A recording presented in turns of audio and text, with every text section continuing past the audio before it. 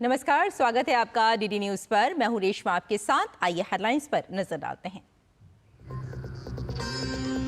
प्रधानमंत्री नरेंद्र मोदी आज भुवनेश्वर में उत्कृष्ट Odisha make in Odisha conclave 2025 का करेंगे उद्घाटन। कई समझौता ज्ञापनों पर होंगे हस्ताक्षर।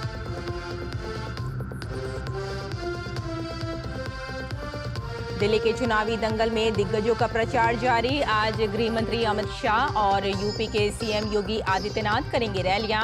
राहुल गांधी और केजरीवाल भी करेंगे जनसभाएं।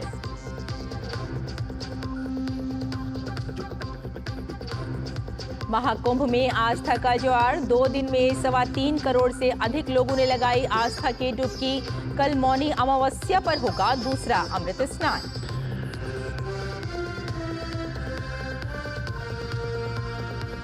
पीएम मोदी ने अमेरिकी राष्ट्रपति ट्रंप से फोन पर की बात। दूसरे कार्यकाल की दी बधाई। व्हाइट हाउस का बयान। पीएम मोदी की अमेरिकी यात्रा की योजना पर हुई चर्चा।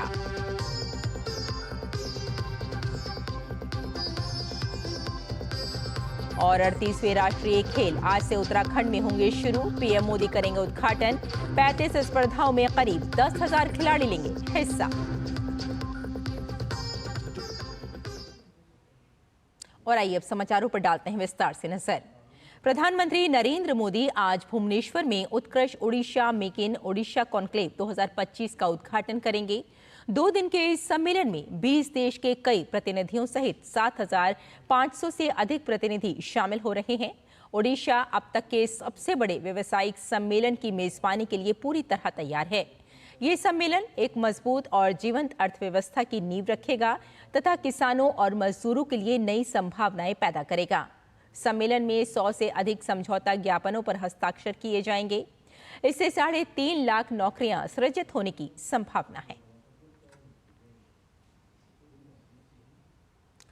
दिल्ली में विधानसभा चुनाव के मद्देनजर चुनावी सरगर्मियां तेज हैं। चुनाव प्रचार के लिए पार्टियों के पास अब बस इसी सप्ताह का समय शेष बचा हुआ है।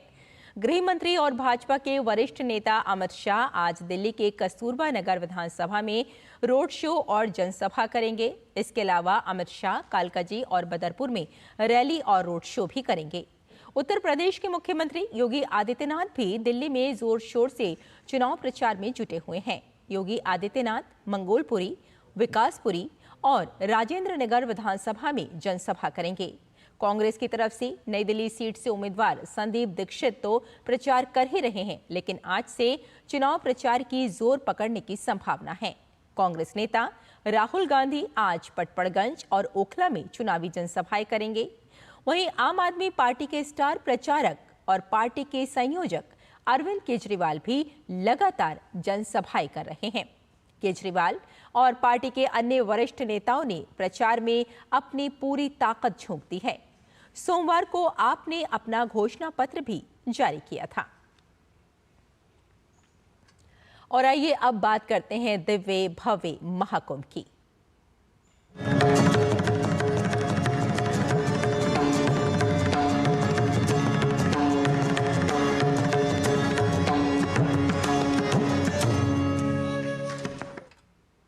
महाकुंभ में करोड़ों श्रद्धालु पवित्र स्नान के लिए तो एकत्रित हो ही रहे हैं, साथ साथ यहाँ कई लोग अपने साथ सकारात्मक बदलाव और जागरूकता से जुड़े संदेश लेकर भी आ रहे हैं। ऐसे ही हैं अभिषेक यादव, जिन्होंने 47,000 किलोमीटर की साइकिल यात्रा का संकल्प लिया है, जिसे वे 900 दिन में पूरा करेंगे। हमारे संवाददाता ने बात की अभिषेक से। महाकुंभ में आप लोगों का स्वागत है। यहाँ पे करोड़ों की भीड़ उमड़ पड़ी है। आप देख सकते हैं मेरे ठीक पीछे ये अरेल घाट है। भांति भांति के लोग आ रहे हैं। यहाँ पे अभिषेक यादव है, जो यहाँ पे जो लोग आए हैं उनमें सेनानियों के, हमारे जो भारतीय सेना है उनके बारे में जागरूकता जगाने के लिए आए हैं। अभिषेक, सबसे पहले तो ये बताइए कि आप ये जब मैं देख पा रहा हूँ आपके यहाँ पे लिखा हुआ है 900 दिन की यात्रा, 36 दिन, अभी तो बहुत लंबा सफर है। आगे लिखा है जैसे कि शहीद सेना सम्मान साइकिल यात्रा, ये 47,000 किलोमीटर की यात्रा है, 900 दिन में समाप्त होगी। तो ये मैं कहानी लिखा था रेजांगला वीर योद्धाओं का बलिदान। जब उसको लिखा तो मुझे शहीद सैनिकों के और सैनिकों के बारे में मतलब रियलाइज हुआ कि आखिर अंत में क्या सोचते हैं, उनके दिमाग में क्या चलता है। यहाँ पे देख सकते हैं हिंदी में लिखा हुआ है करीब 31 राज्य में जाना है इनको, 61 करीब सेना छावनी है, 900 दिन का सफर है। सामने हिंदी, इसके ठीक पीछे अगर मैं कहूँ मेरे कैमरामैन को यहाँ पे दिखाने के लिए, यहाँ पे पीछे अंग्रेजी में लिखा है, क्योंकि ऐसी जगह पे भी देश के जाएंगे जहाँ पे हिंदी उतनी प्रचलित नहीं है, अंग्रेजी में भी लिखा गया है। तो यहाँ पे हम देख पा रहे हैं अलग अलग नज़ारे महाकुंभ के। यहाँ पे आके क्या महसूस कर रहे हैं, बहुत बड़ी जगह है, भीड़ बहुत ज़्यादा है। आपको लग रहा है कि ये यहाँ पे इतना बड़ा जो संगम हो रहा है उसके लिए व्यापक प्रबंधन है? बिल्कुल, मैं सर बहुत ज़्यादा खुश हूँ क्योंकि हम लोग नॉर्मली हर कुंभ में आते हैं और इस बार जैसी व्यवस्था है वैसी हम लोगों ने अभी नहीं देखी है। प्रयागराज का तो संगम महाकुंभ ये तो अद्भुत है, अद्भुत। इसका बयान शब्दों में करना बहुत मुश्किल। आते हैं तो हमें बहुत लगता है कि पता नहीं क्या होगा, यहाँ इतनी भीड़, हम कहीं खो जाएंगे, लेकिन आने के बाद स्थिर, सब कुछ सरल। इतनी भारी संख्या में यहाँ पे लोग आ रहे हैं। आपने बहुत सारे कुंभ देखे होंगे, आप मुझे बताइए ये कुंभ अलग कैसे है? 12 बरस की उम्र से मैं यहाँ आ रहा हूँ इस कुंभ में, पर ऐसी व्यवस्था, इस तरह की सुविधा मैंने अभी आज तक कोई कुंभ में से बाकी नहीं गए हैं, पर ऐसी व्यवस्था और साफ सफाई और इतना अच्छा सुविधाजनक स्थान, कहीं भी ना भोजन की कमी, न ठहरने की कमी, और न कोई, इतने बड़े कुंभ में कहीं भी किसी प्रकार की असुविधा हमने नहीं पाई। तो आप देख रहे हैं यहाँ पे लोग आ रहे हैं, बता रहे हैं कि किस तरीके से ये जो कुंभ है ये पिछले कुंभों से कितना अलग है। महाकुंभ है, महान तरीके से यहाँ पे लोग आ रहे हैं, बहुत भारी संख्या में लोग आ रहे हैं, लेकिन उसके बावजूद दर्शाता है किस तरीके से केंद्र और राज्य सरकार मिलकर जब काम करती है तो उसका असर पड़ता है। खबर पर्सन विनय तिवारी के साथ मैं तापस भट्टाचार्य, दूरदर्शन समाचार, प्रयागराज। वहीं हमारे संवाददाता ने देर रात भी महाकुंभ के संगम क्षेत्र का जायजा लिया। रात में आने वाले तीर्थ यात्रियों की सुविधा के लिए पुलिस 24 घंटे कार्यरत है। सामान्य खाने पीने और रोजमर्रा के इस्तेमाल की वस्तुएं आसानी से रात भर मिल रही हैं। सफाई और सुरक्षा महाकुंभ प्रशासन के सर्वोच्च प्राथमिकताओं में से शामिल है। नमस्कार, प्रयागराज की धरती में एक बार फिर से आप सभी का स्वागत है। इस वक्त हम हैं अरेल घाट पर और इस वक्त रात के करीब 1 बजने को है। आपको दिखाते हैं कि किस तरह से लोग अभी भी स्नान कर रहे हैं। तो जिस तरह से करोड़ों की संख्या में लोग यहाँ पर आ रहे हैं, तो आप देखिए 24 घंटे स्नान चल रहा है। मेरे पीछे आप ये घाट देख रहे हैं, अभी भी लोग कई किलोमीटर पैदल चल करके यहाँ पर आए हैं और उनको पता है कि जैसे ही दिन होगा भीड़ बढ़ेगी, इसलिए वो रात में स्नान करना चाहते हैं। देखिए कैसे रात बिता रहे हैं। थोड़ा सा मैं यहाँ पर आपको ये तस्वीरें दिखाना चाहता हूँ। रात में स्नान करने के बाद लोग यहीं पर जो अस्थायी व्यवस्थाएं हैं उसी में अपनी रात बिताएंगे। इस तरफ भी देखिए, ये जो पूरे घाट है वो पूरा पटा पड़ा है ऐसे लोगों से जो दर्शनार्थी हैं, श्रद्धालु हैं। श्रद्धा और विश्वास की कोई कमी नहीं है। यहाँ पर दुकानें अभी भी चल रही हैं, चाय आपको 24 घंटे मिल रही है। यहाँ पर सड़कों के मरम्मत का जो चकड़ प्लेट्स है, मरम्मत का काम रात में भी चल रहा है। रात में सुरक्षा व्यवस्था बहुत ही ज़बरदस्त है। रात में अगर आप आएंगे तो 1 बजे के बाद आपको थोड़ी सी सहूलियत मिल पाएगी। अगर आप बाइक से आ रहे हैं तो आपको थोड़ा सा आने दिया जाएगा क्योंकि प्रेशर कम हो जाता है, लेकिन प्रेशर जैसे जैसे बढ़ता जाएगा वाहन बिल्कुल भी बंद कर दिए गए हैं 30 दिसंबर तक। तो ये हमने रात में करीब 1 बजे की कुछ तस्वीरें दिखाई और मुझे लग रहा है अभी भी यहाँ पर नैनी स्टेशन पर, प्रयागराज स्टेशन से, एयरपोर्ट से लोगों के लगातार आने का सिलसिला संगम क्षेत्र में जारी है। लेकिन व्यवस्थाएं ज़बरदस्त हैं। मुझे लगता है कि इस बार जो मौनी अमावस्या है और वसंत पंचमी है उसमें फिर से एक बार रिकॉर्ड टूटता हुआ नजर आएगा। 2019 के अर्ध कुंभ में मुझे याद है कि 5.5 करोड़ लोगों ने मौनी अमावस्या के दिन भीगते हुए बारिश में प्रतीक्षा की थी उस सुबह की, जिसमें उन्होंने पवित्र स्नान किया था। ईश्वर से प्रार्थना कि इस बार बारिश न हो, लोगों को खुले में कोई दिक्कत का सामना न करना पड़े। लेकिन इस बार जो माना जा रहा है कि 8 से 10 करोड़ का आंकड़ा छू सकता है। तो एक बार फिर से विश्व रिकॉर्ड बनाने की ओर हम जा रहे हैं। गतिविधियां लगातार जारी हैं। आप भी अगर पुण्य लाभ कमाना चाहते हैं तो जरूर आइए संगम, लेकिन थोड़ा सा प्लानिंग पहले से कर लीजिए। कोशिश करिए अगर आप वसंत पंचमी के बाद आते हैं तो थोड़ी सी आपको सहूलियत होगी। अपनी गाड़ी से आ सकते हैं, आराम से पार्किंग करके स्नान, ध्यान और सत्संग का लाभ उठा सकते हैं। अजय मिश्र, डीडी न्यूज, प्रयागराज नाम। प्रयागराज महाकुंभ में अगर आप महापर्व स्नान करने के लिए आ रहे हैं तो आपके लिए यही सुझाव है कि आप अपनी गाड़ी का प्रयोग बिल्कुल ना करें और वाहनों को उचित पार्किंग स्थान में लगा करके पैदल यात्रा करें। बसंत पंचमी यानी कि 3 फरवरी तक प्रशासन ने महाकुंभ नगर को वाहन प्रतिबंधित क्षेत्र बना दिया है। मेला क्षेत्र में बने पलाटून पुल पर भी क्यों रोका गया है पैदल यात्रियों को, बता रहे हैं हमारे संवाददाता।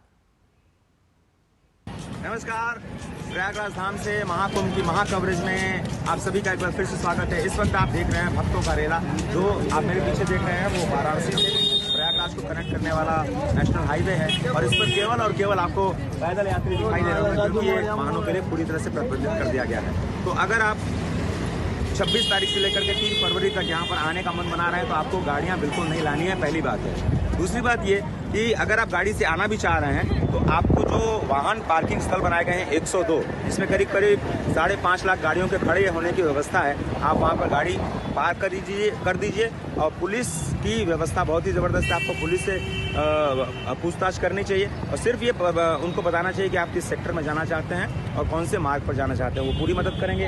आप देख रहे हैं मेला इस वक्त, और जो प्लाटून पुल है, आप देखिए ये जो प्लाटून पुल है बिल्कुल खाली है, और जो पुल ऐसे 30 पुल बनाए गए हैं और प्लाटून पुल बिल्कुल खाली है, इसलिए क्योंकि ये पैदल यात्रियों के लिए भी इसको रोका गया है, जिससे किसी भी तरह की दुर्घटना न हो।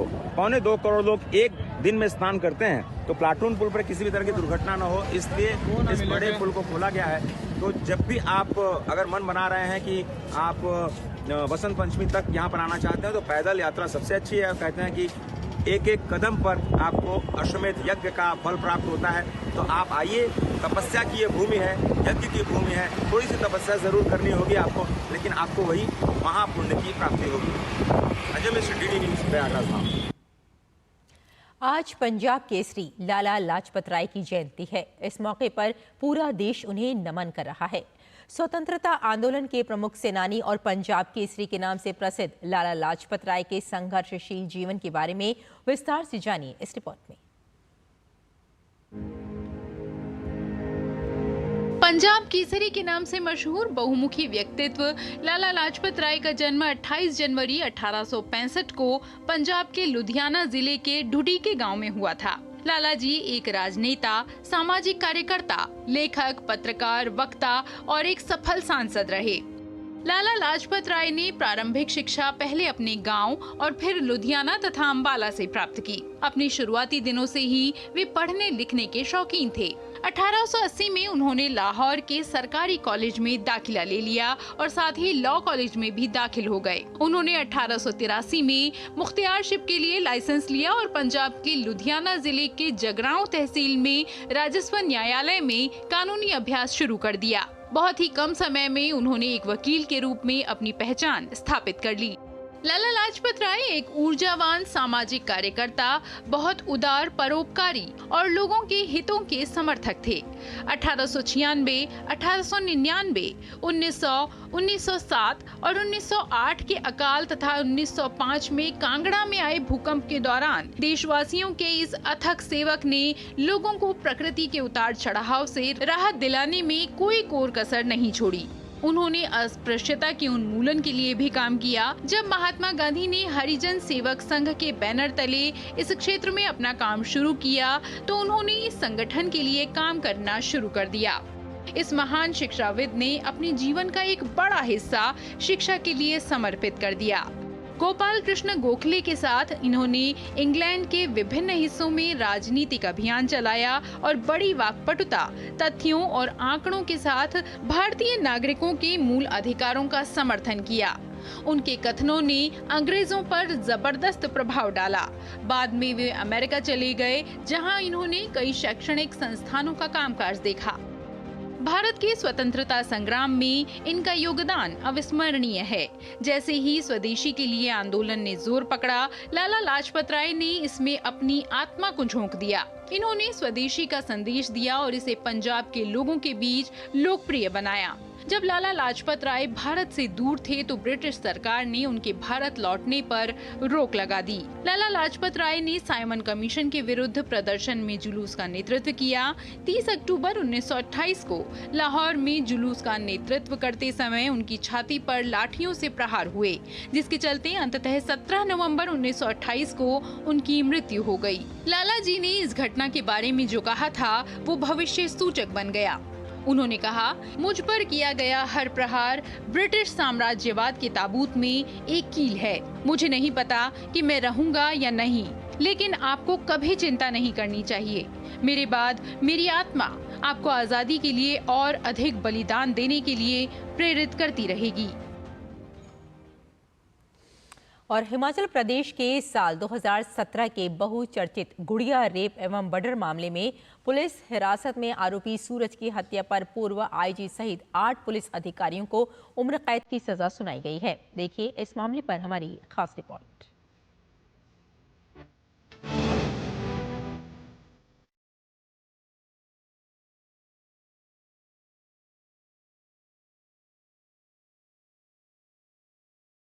वर्ष 2017 में शिमला जिला के कोटखाई में हुए बहुचर्चित गुड़िया दुष्कर्म व हत्याकांड मामले में गिरफ्तार आरोपी की लॉकअप में हत्या के मामले में चंडीगढ़ की सीबीआई अदालत ने दोषी पुलिस कर्मियों की सजा पर फैसला सुना दिया है। बहुचर्चित गुड़िया दुष्कर्म व हत्याकांड मामले को समझे तो 4 जुलाई 2017 महासू स्कूल से घर जा रही 16 वर्षीय छात्रा लापता हो गई। 6 जुलाई 2017 को कोटखाई के तांदी जंगल में छात्रा का शव निवस्त्र मिला। स्थानीय पुलिस ने दुष्कर्म के बाद हत्या का शव जताया। तत्कालीन पुलिस अधीक्षक डीडब्ल्यू नेगी मौके पर पहुंचे, लेकिन 72 घंटों के बाद भी कोई सुराग नहीं लगने पर जन आक्रोश भड़क उठा। कई लोगों से पूछताछ के बाद भी कोई गिरफ्तारी नहीं होने पर 9 जुलाई 2017 सीबीआई जांच की मांग उठी। 10 जुलाई 2017 सरकार ने बढ़ते जनाक्रोश के बाद जांच के लिए एसआईटी का गठन किया और एसआईटी ने 6 लोगों को गिरफ्तार भी किया। 14 जुलाई जांच के विरोध में ठियोग पुलिस थाना पर पथराव भी हुए, गाड़ियां तोड़ी गई। तत्कालीन मुख्यमंत्री वीरभद्र सिंह ने केस सीबीआई को सौंपने का ऐलान किया और मुख्यमंत्री ने सीबीआई जांच के लिए प्रधानमंत्री को पत्र लिखा। देश भर में जस्टिस फॉर गुड़िया की मांग को लेकर प्रदर्शन हुए और भाजपा नेताओं ने राजभवन पहुंचकर सरकार को बर्खास्त करने की मांग उठाई। 18 जुलाई 2017 को पूरे घटनाक्रम में एक और अहम घटना दर्ज हुई। कोटखाई पुलिस थाना में रात को पूछताछ के दौरान एक आरोपी सूरज की मौत हो गई। जनता ने थाने को घेर कर आग लगाने का प्रयास किया। कई पुलिसकर्मी घायल भी हुए। 22 जुलाई 2017 सीबीआई ने दिल्ली में गुड़िया सामूहिक दुष्कर्म और सूरज मौत मामले में केस दर्ज किया।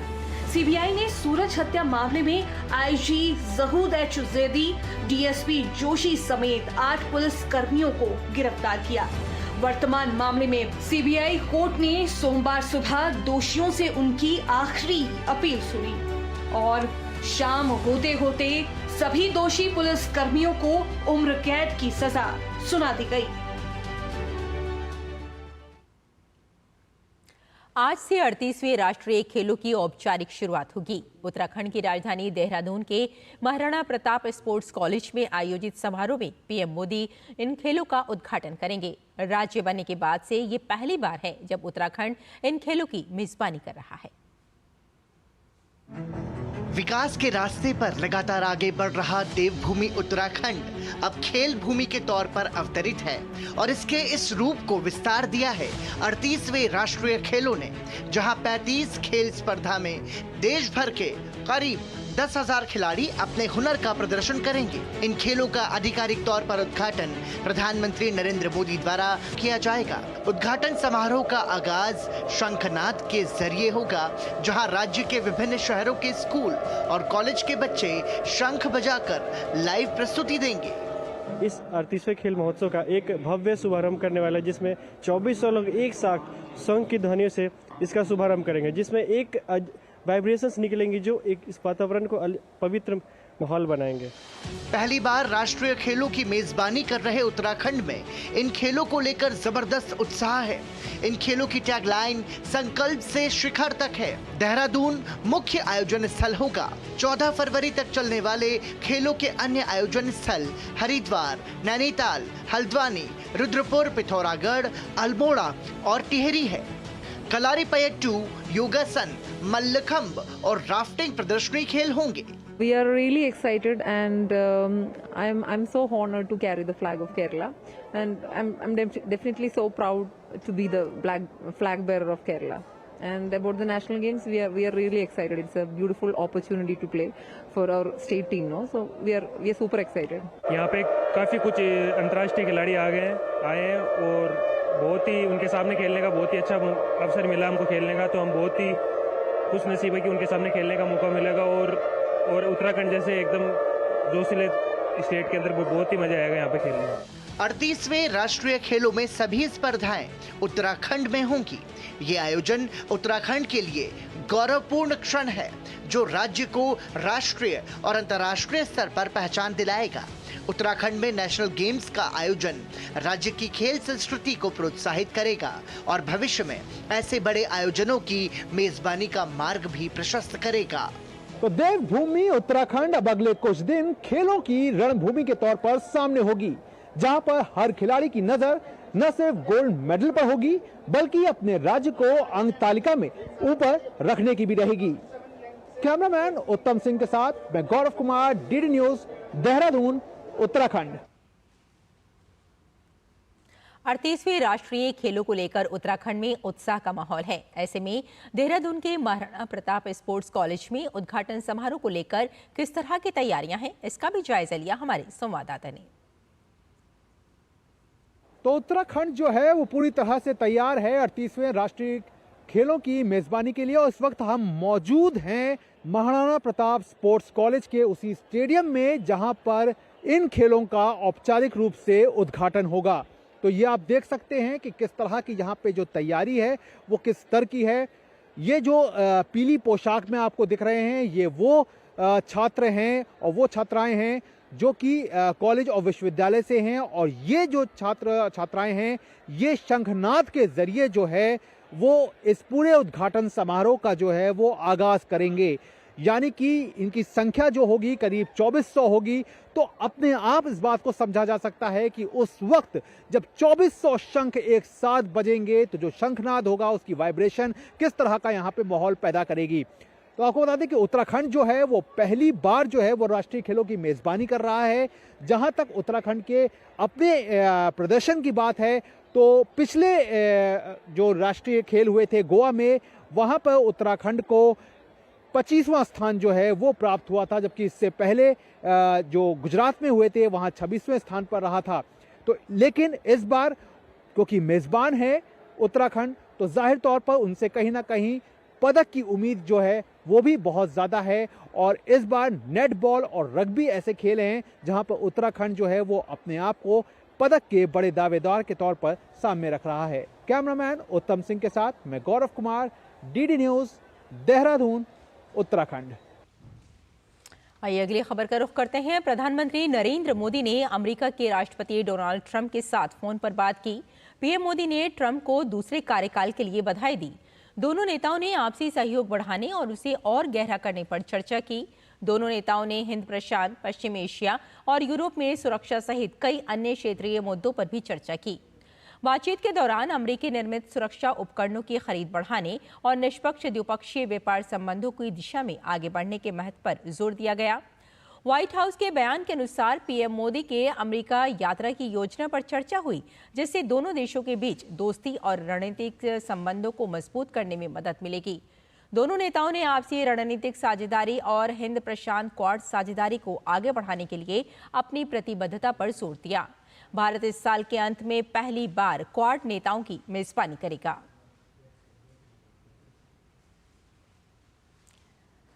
फसलों के लिए एक अहम पोषक तत्व है पोटाश। पौधों की वृद्धि एवं विकास के लिए ये आवश्यक है क्योंकि ये फसलों की गुणवत्ता बढ़ाने वाला सर्वाधिक महत्वपूर्ण तत्व है।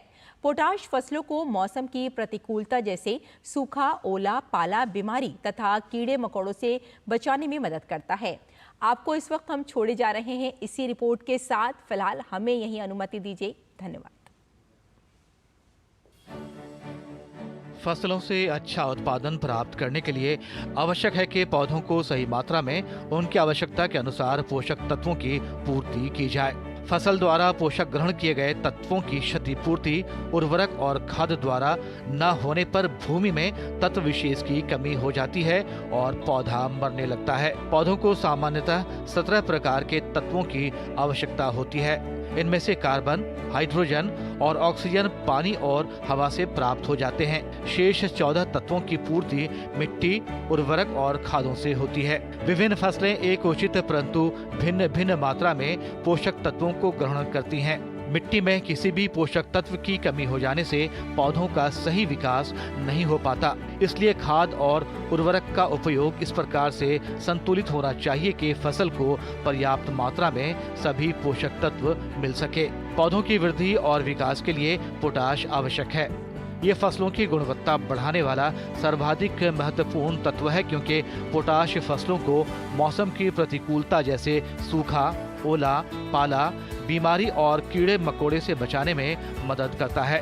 पोटाश जड़ों की समुचित वृद्धि करके फसलों को उखड़ने से बचाता है। पोटाश के प्रयोग से पौधे की कोशिका दीवारें मोटी होती हैं और तने की कोष्ठ की परतों में वृद्धि होती रहती है। इसके फलस्वरूप फसल की गिरने से रक्षा होती है। जिन फसलों को पोटेशियम की पूरी मात्रा मिलती है, उन्हें अपेक्षाकृत कम पानी की आवश्यकता होती है। इस प्रकार पोटेशियम के प्रयोग से फसल की जल धारण क्षमता बेहतर होती है। पोटाश की कमी से पौधों की वृद्धि और विकास में कमी आ जाती है। पत्तियों का रंग गहरा हो जाता है। पुरानी पत्तियों का नोकों या किनारे से पीला पड़ना, बाद में उत्तकों का मरना और पत्तियों का सूखना भी इसके लक्षण में शामिल हैं। यदि फसल में एक बार भी पोटाश की कमी के लक्षण दिखाई दे जाएं, तो आप समझ लीजिए कि फसल की क्षति हो चुकी है। किसानों को अपने खेत की मिट्टी में पोटाश की मात्रा जानने के लिए अवश्य ही मिट्टी की जांच करवानी चाहिए। पोटाश का प्रयोग नाइट्रोजन और फास्फोरस उर्वरकों के साथ उचित मात्रा में किया जाना चाहिए। पौधों के पोषण में पोटाश नाइट्रोजन और फास्फोरस के प्रभाव को बढ़ा देता है। इस प्रकार पोटाश के प्रयोग से अधिकतम पैदावार, अधिक उत्पाद, गुणवत्ता और अधिकतम लाभ मिलता है। आमतौर पर पोटाश पोटेशियम क्लोराइड के रूप में मिलता है। इसके अलावा पोटेशियम सल्फेट और सल्फोमैग से भी पोटाश की पूर्ति होती है। पोटाश खाद का प्रयोग रोपाई और बुआई के समय करना चाहिए, परंतु हल्की और बालू मिट्टी में पोटाश का निराई और गुड़ाई के समय प्रयोग किया जा सकता है। शमीम अख्तर की रिपोर्ट, डीडी न्यूज।